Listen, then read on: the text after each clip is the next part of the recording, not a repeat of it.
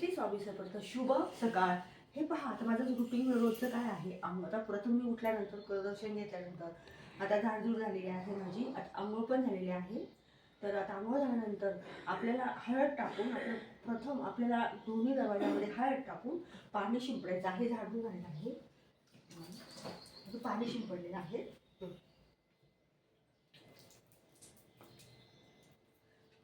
आणि हे पहा, आपण काय करायचं आहे. हळद जी आहे तर ओम विष्णे महा, ओम विष्णे महा, ओम विष्णे 3 वेळेस म्हणायचं. ओम विष्णे महा, ओम विष्णे महा, ओम विष्णे महा, ओम विष्णे महा, विष्णे महा, ओम विष्णे महा, ओम विष्णे महा, ओम विष्णे महा, ओम विष्णे महा, ओम विष्णे महा 3 वेळेस म्हणायचं. आता आपल्याला मी तुळशीला पाणी घालणार आहे, माझं रुटीन आहे. आणि नंतर मग सूर्याला आणि मग सूर्यनमस्कार पण करते मी 2-3 जास्त आपले जे जशी तुम्हाला सवड असेल त्याप्रमाणे करायचं आहे. ओम नमो भगवते. हळदीचा वापर जास्त जास्त आपण करायचा आहे. म्हणजे हळद आपल्या पाण्यामध्ये पण टाकायची आहे आंघोळीच्या. आपण हळद टाकून, आता तुळशीला पाणी घातलेलं आहे, हळद टाकून पाणी घातल्यानं तिला पोषण पण भेटतं. आणि विष्णू भगवंताचा वास म्हणजे विष्णू भगवंताला हळद प्रिय आहे. त्याच्यामुळं लक्ष्मी म्हणजे तुळशी मातेला आपण पाणी घातलं ती फुलते सुद्धा छान. तर आपण रोज हळदीचं पाणी टाकून आपण तुळशीला घालायचं असतं. आता ह्याच्यामध्ये अक्षरा आणि लाल चंदन टाकून आपण सूर्याला अर्ध्या देणार आहोत. अक्षता शक्यतो करून आपल्या पिवळ्या करून टाकायच्या आहेत, पांढऱ्या टाकायच्या नाही. आणि त्यात लाल म्हणजे असं आपल्या तुमच्याकडे जे असेल अवेलेबल ते चंदन टाकायचं किंवा कुंकू टाकलं तरी चालेल. चला तर आता आपण सूर्यांना आधी देऊया.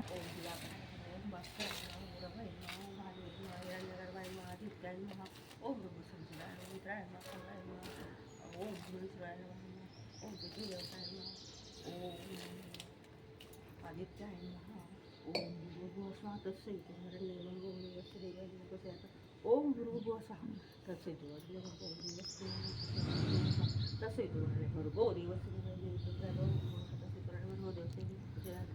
ओम सूर्याय नमः. ओम दिवाकराय नमः.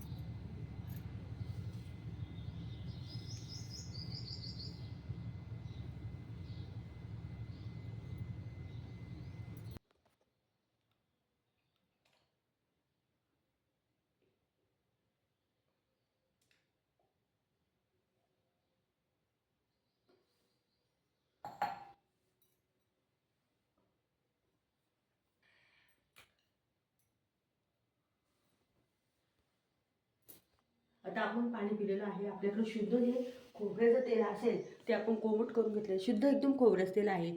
असं तेल आहे की त्याला मुंग्या सुद्धा लागतात. तसं आपल्या पॅराशूटला मुंग्या लागत नाही, परंतु त्याला मुंग्या लागतात. त्याचं कारण असं शुद्ध म्हणजे कच्ची घाणीचं आणलेलं आहे.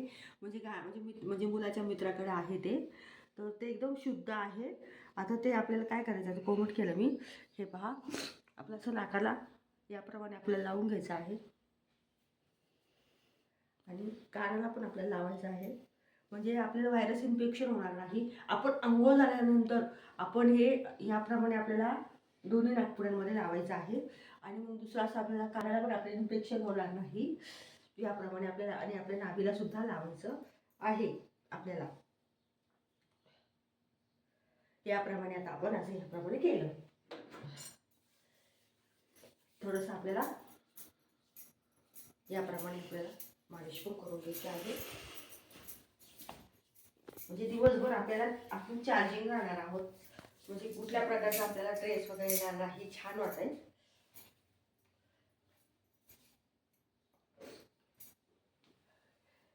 मला असं पहिल्यांदा उठताना असं त्रास व्हायचा, पण आता होत नाही. तर ते कसं म्हणजे याप्रमाणे आपण असं करायचं. शक्यतो आपल्याला हा बरं तुम्हाला जमतो असं रोज करायचं आहे आपल्याला. ऑटोमॅटिक आपल्याला उठताना बसताना त्रास होणार नाही. 10 तरी केलं पाहिजे. आणि हे आपले जे हात आहे असे मोकळे सोडून शक्यतो आपल्याला असे खाली वाकवायचे आहे. याप्रमाणे आपल्याला 10 स्टेप करायचे आहेत. म्हणजे आपलं शरीर लवचिक होतं.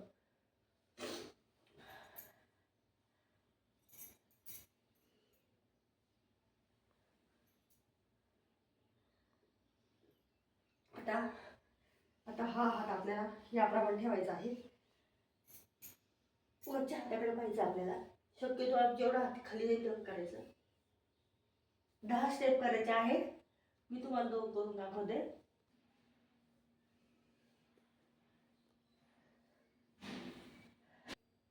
गुडघ्यांमध्ये त्रास होत असेल किंवा गुडघे दुखत असेल तर आपण शक्यतो करून याप्रमाणे आपण उलट चालण्याचा प्रयत्न करू. 10 पावलं तर द्यायचे. रोज करायचं आहे आपल्याला. याप्रमाणे उलट चालायचं आपल्याला. आणि शक्यतो करून आपण खिडकीचा आधार घेऊन आपल्याला टाचांवर उभं राहायचं प्रयत्न करायचा. याप्रमाणे आपल्याला असं करायचं आहे. टाचांवर भार दिल्यानंतर आपल्या शरीराचा प्रत्येक अवयवांना व्यायाम होतो. आणि आपल्याला एका पायावर उभं राहायचं म्हणजे आपल्या शरीराला ताकद मिळते. वृक्षाप्रमाणे वृक्ष कसं उभं राहतो आपल्याला, म्हणजे हे पहा, आपल्याला शक्यतो करून एका पायावर उभं राहायचा प्रयत्न करायचा आहे. तुम्ही बघा बरं, तुम्हाला जमतं मला कमेंट्स बॉक्समध्ये नक्की सांगा. एका पायावर उभं राहायचा प्रयत्न करायचा आहे. वृक्षाप्रमाणे याप्रमाणे करायचं आपल्याला. आपण प्रयत्न केल्यानंतर आपल्याला जमेलच. याप्रमाणे उभं राहायचा प्रयत्न करायचा आपल्याला एका पायावर. जमत असेल तुम्ही टेकर सुद्धा घेऊ शकता. जितक्या वेळ आपल्याला जमेल तितक्या वेळ उभं राहायचं आपल्याला. आणि सावकाश सावकाश आपल्याला एका जागेवर उभं राहून आपल्याला धावण्याचा प्रयत्न करायचा आहे. आणि शक्यतो करून पुढच्या पंजा जो आहे पायाचा आपला त्याच्यावर जास्त भारायचं, टाचावर जास्त भार द्यायचं नाही आपल्याला.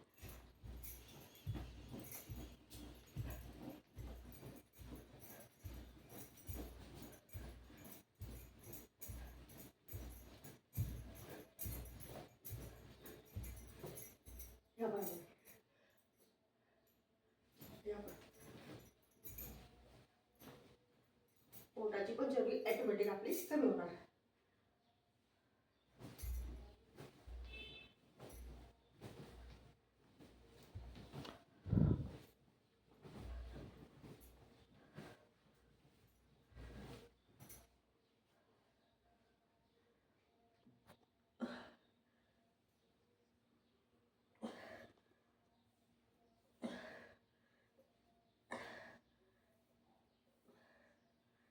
दोन्ही साईडने 20-20 वेळा करायचं आहे.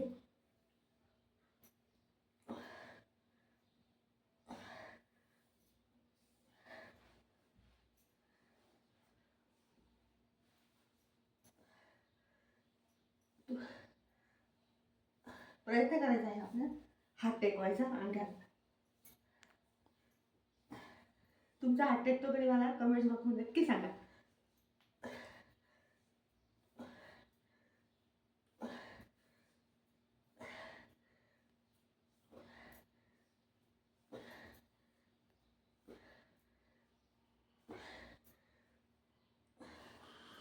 विशेष करायचं आहे. परंतु कोणतं आसन आहे ते कंपल्सरी रोज 5-5 मिनिटं सकाळ संध्याकाळ आपल्या म्हणजे अनुशापोटी केलंच पाहिजे, काही न खाता. ते आहे मंडूकासन.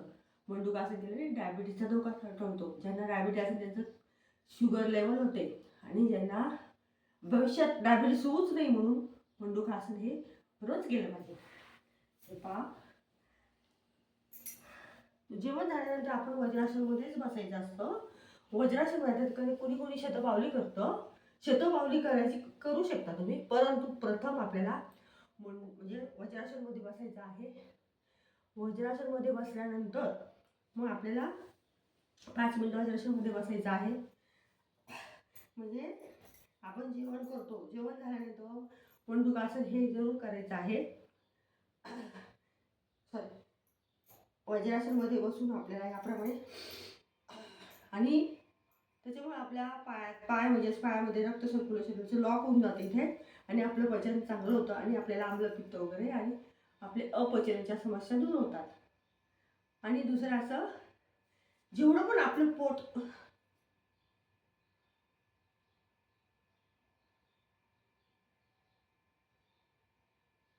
आपलं पोट जेवढं आपण पाठीमागं खेचू तेवढं आरोग्य आपलं चांगलं राहतं.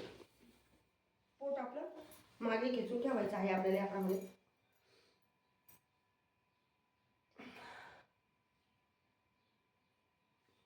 शक्यतो आपले पहाटेचा कारण आपण ताट ठेवायचा बसायच्या टायमाला पण.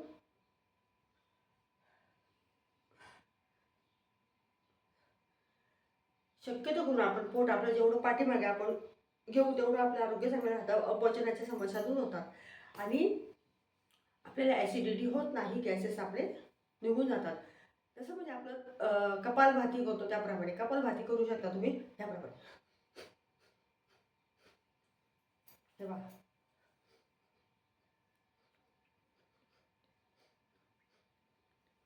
आपली जी नाभी जी आहे आपण पाठीमागच्या बाजूला खेचायची आहे आपल्याला.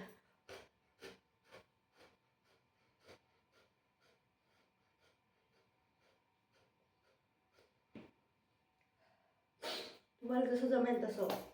मला सर्दी झालेली होती परंतु मी ॲटोमॅटिक 2 दिवसात माझी सर्दी गायब झालेली आहे.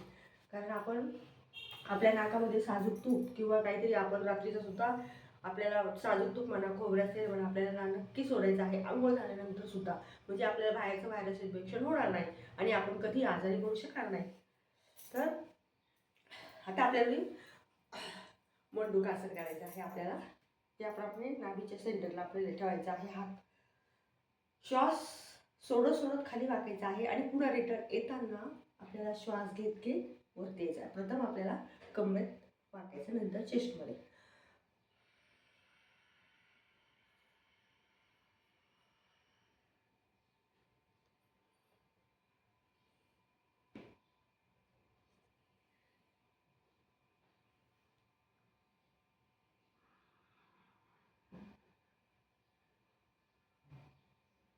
आपल्या किडनीचं आरोग्य चांगलं राहतं.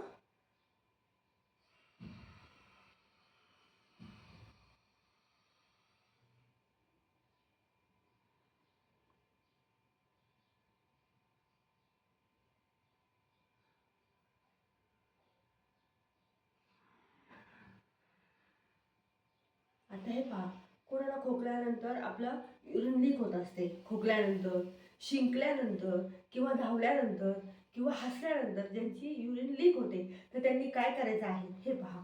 आता आपल्याला प्रथम याप्रमाणे आपल्याला झोपायचं आहे. याप्रमाणे झोपल्यानंतर असे याप्रमाणे आपल्याला आपले हात इथे टाचापर्यंत घ्यायचे आणि आपल्याला वरती याप्रमाणे शीट.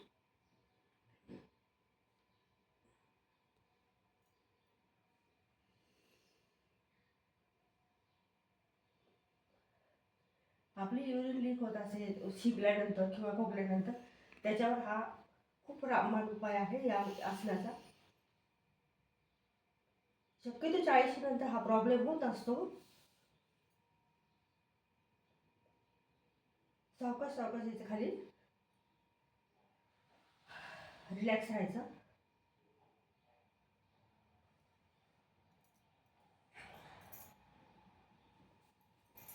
उठताना आपण कधीही पाठीवरती उठायचं आणि याप्रमाणे आपल्याला उठायचं आहे.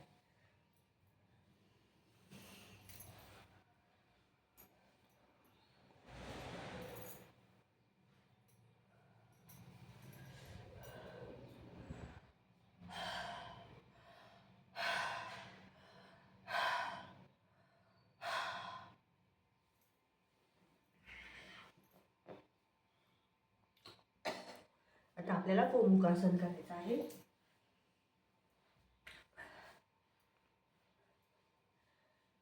आपले जो हात आहे जो या हातामध्ये असं आपल्याला लॉक करून घ्यायचा आहे.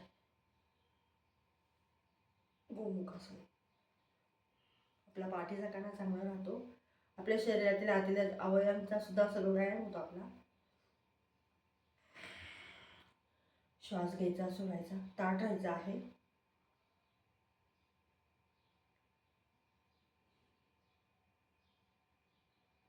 दोन्ही बाजूने करा तुम्ही.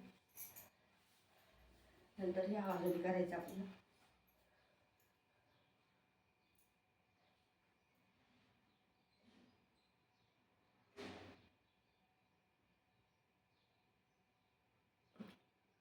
तुमचे हात टेकता का मला कमेंट्स बॉक्समध्ये नक्की सांगा तुम्ही.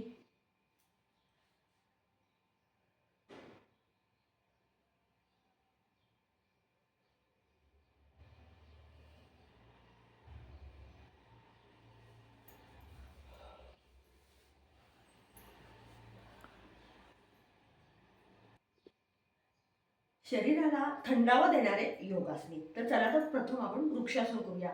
प्रथम आपल्याला काय करायचं आहे, वृक्षासन मध्ये आपल्याला याप्रमाणे आपल्याला पायाशी ठेवायचे आहे. श्वास घ्यायचा,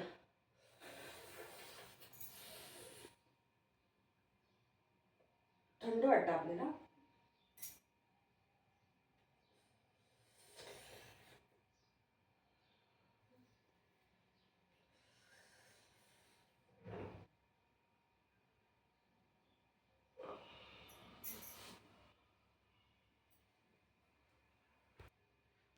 शरीराला थंडावा देणारं असं हे पहा. शीतली प्राणायाम यासाठी प्रथम सुखासनामध्ये बसून घ्यायचं आहे. जीभ बाहेर काढायची आहे. जीभ बाहेर काढून अशी करायची आहे. अशा प्रकारे श्वास घ्यायचा आहे. जीभ बाहेरच राहून द्यायची आहे. जीभ बाहेर राहूनच तुम्हाला श्वास करायचा आहे.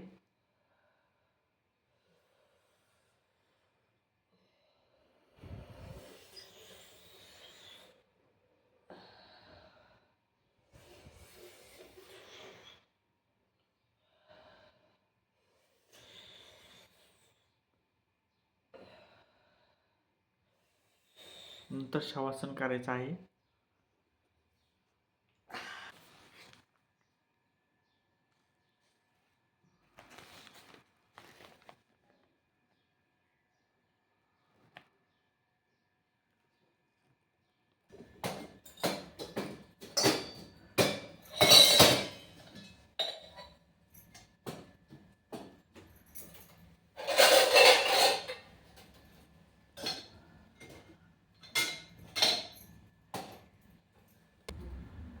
शक्यतो करून रात्रीच भांडे आपण घासून टाकायचे. प्रत्येकाने बरेच जणांना असं म्हणजे असं आळस येतो किंवा नको सकाळी घासूया, परंतु ते तसं कधीही करायचं ना आपल्याला, म्हणजे असं आपलं आरोग्य चांगलं राहण्यासाठी. कारण ज्यावेळेस आपण भांडे घासतो तर किंवा खरगटे तसंच ठेवून देतो, ते खरगट ठेवल्यानंतर त्याच्यावर अनेक जीवाणू तयार होतात. त्याच्यामुळे आपल्या आरोग्याला पण धोका असतो.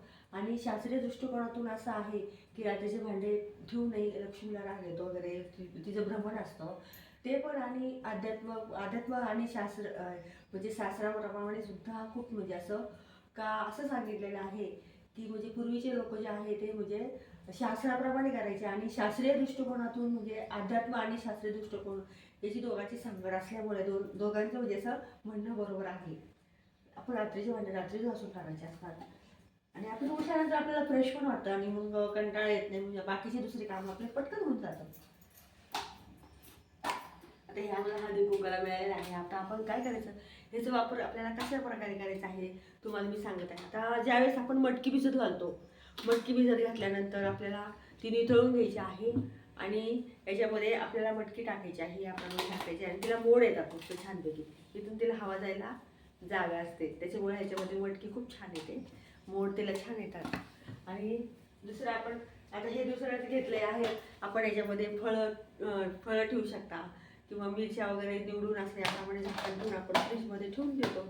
किती छान झालेले, मस्त म्हणजे उपयोग पण होतो आणि प्रसन्न पण वाटतं आपल्याला त्याच्यामुळे. आता चला आता मला पाणी आलेलं आहे, पाणी भरून घेत आहे मी.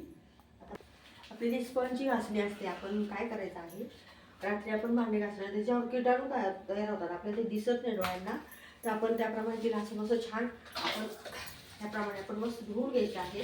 म्हणजे तिच्यामध्ये किटाणू राहत नाही, नाही तर तसंच आपण घेतल्यानंतर भांड्याला स्मेल येतो आणि किटाणू, आणि उलट आपण भांडे घासलेला आपल्याला उपयोग होत नाही. त्याच्यामुळे आपण लिक्विड घेऊन नंतर हे करायचं आहे, आपल्याला घासून घ्यायचं आहे. आता आपण पाणी भरायचं आपल्या आरोग्य बिघडू शकतं. म्हणजे प्रत्येक गोष्ट आपल्याला त्याप्रमाणे चिंत वगैरे बसलेले असतात. आता मी पाणी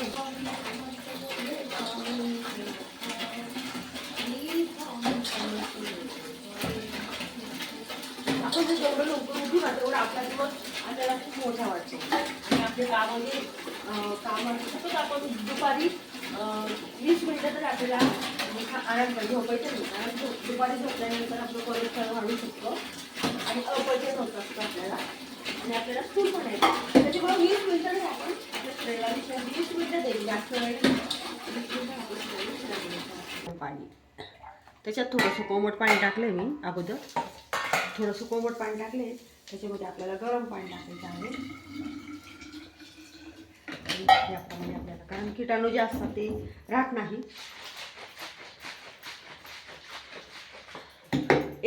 एक वर्षानंतर आपल्याला 1 वर्ष सुद्धा बाटली आपली ठेवायची नाही, बंदच राहायची आहे. बाटल्या जास्त दिवस आपल्याला प्लास्टिक, कारण आपलं प्लास्टिक आपल्या पोटात जात असतं. त्याच्यामुळे शक्यतो करून आपण जास्त दिवस प्लास्टिकच्या बाटलीने पाणी प्यायचं नाही आपल्याला.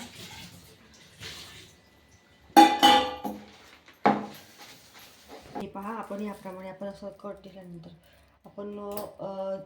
आपण असं दूध काढल्यानंतर आपण हे दूध काढतो, आपण त्याच्याकडे बघत राहायचं. आपल्या डोळ्याचा पण व्यायाम होतो आणि चंद्रग्रह जो आहे तो आपला प्रबळ होतो. दुधाकडे दूध तापवताना आपण पाहायचं, कारण आपल्या डोळ्याचा पण व्यायाम होणार आहे. आणि तुम्हाला सांगू का, आपला चंद्रग्रह कशाने कमजोर होतो. आता आपण हे दूध असं काढून घेतलं, आपण असेच पिशवी लगेच डस्टबिनमध्ये टाकून देतो. तसं करायचं नाही. आपल्याला काय करायचं आहे, आता हिचं तोंड थोडंसं आपल्याला मोठं कापून घ्यायचं आहे आणि नंतर हिच्यामध्ये आपल्याला पाणी घ्यायचं आहे. याच्यामध्ये हे पाणी घेतल्यानंतर आपल्याला चहा बनवायचाच आहे ना, तर आपण काय करायचं, चहाचं पातेलं जे आहे त्याच्यामध्ये आपल्याला हे टाकून द्यायचं आहे. म्हणजे बाहेर पांढरी जी वस्तू आहे ती आपल्याला शक्यतो कुणाला दानही करायची नाही, दूध दान करायचं नाही. साखर आणि मीठ ह्या ज्या गोष्टी आहेत, दही, हे आपण कधीही कोणाला द्यायचं, त्याच्याने आपल्याला दारिद्र्य येतो.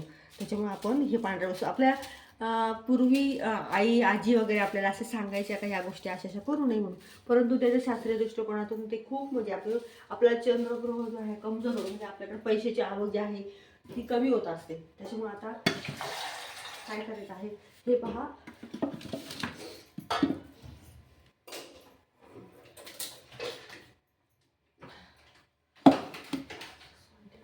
प्रथम आपण आपल्याला महादेवासाठी आपल्याला दूध, कच्चं दूध आपल्याला काढून ठेवायचं आहे देवासाठी.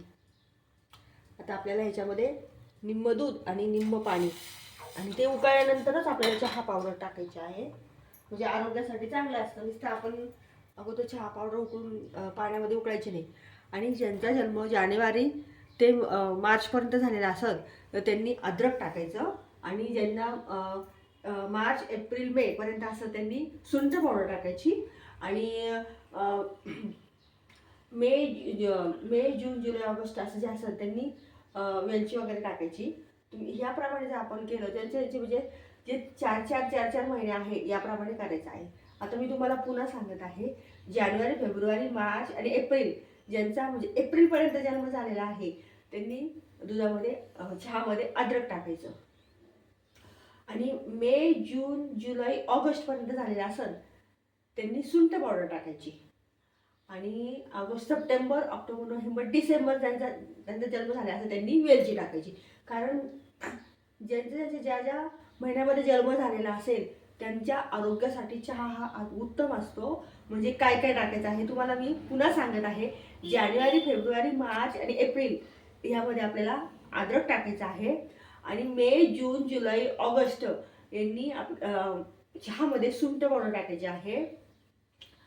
सप्टेंबर ऑक्टोबर नोव्हेंबर डिसेंबर ज्यांचा जन्म झाला त्यांनी वेलची टाकायची आहे. त्याच्यामुळे आपलं आरोग्य चांगलं राहतं आणि कुठल्या प्रकारच्या आपल्याला समस्या निर्माण होत नाही. तर चला, तर आता मी चहा पावडर टाकते ह्याच्यामध्ये. उकळल्यानंतर टाकायची आहे आपल्याला. उकळल्यानंतर ते उकळले ना, आता चहा पावडर टाकायचं. आता